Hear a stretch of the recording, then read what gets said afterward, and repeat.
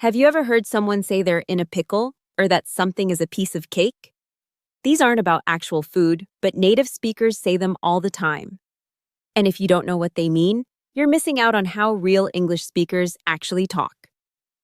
Today, I'm going to teach you 5 food idioms that will instantly make your English sound more fluent and natural. Hey there! Welcome back to Daily English Edge. Today we're covering 5 essential food idioms that you'll hear constantly in real conversations, movies, and at work. These aren't expressions you'll find in most textbooks, but they're absolutely everywhere in native English. By the end of this video, you'll understand what these phrases mean, when to use them, and how to sound completely natural when you say them. Let's dive in. Let's start with a piece of cake.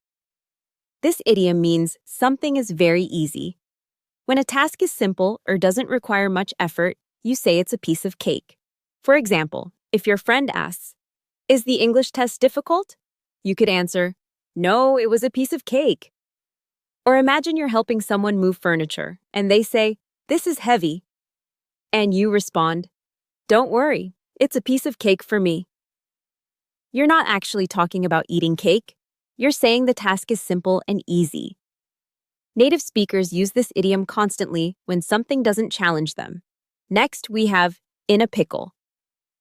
This idiom means you're in a difficult situation with no easy solution. When you're stuck or facing a problem, you're in a pickle. Let me give you some examples. If you arrive late to an important meeting and your boss is angry, you could think, "I'm really in a pickle now."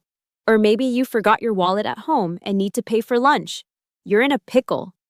You might say to a friend, "Can you help me? I'm in a pickle. I don't know how to fix this problem."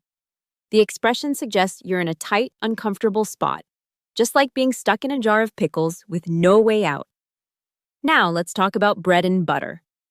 This idiom refers to your main source of income or your primary job, the thing that keeps you financially stable. It's the basics, the foundation of what you do. For instance, a freelance designer might say, "Web design is my bread and butter. That's where I make most of my money." Or a teacher could say, "Teaching English is my bread and butter, but I also write on the side." Bread and butter represents the essential, reliable income that sustains you. It's the thing you depend on. Native speakers use this expression when talking about their career or business in a very practical, grounded way. This one is fun. Spill the beans. This idiom means to reveal a secret or tell someone something they weren't supposed to know. When you accidentally or intentionally share confidential information, you spill the beans. Here are some real situations. Your friend says, "Please don't spill the beans about my surprise party." Or maybe your colleague asks, "Come on, spill the beans. What did the boss say in that private meeting?" You could also say, "I wanted to keep it secret, but my brother spilled the beans and told everyone my news." The phrase is very informal and conversational. You'll hear it constantly among friends when someone shares gossip or reveals something that was supposed to stay quiet. And finally, have your cake and eat it too.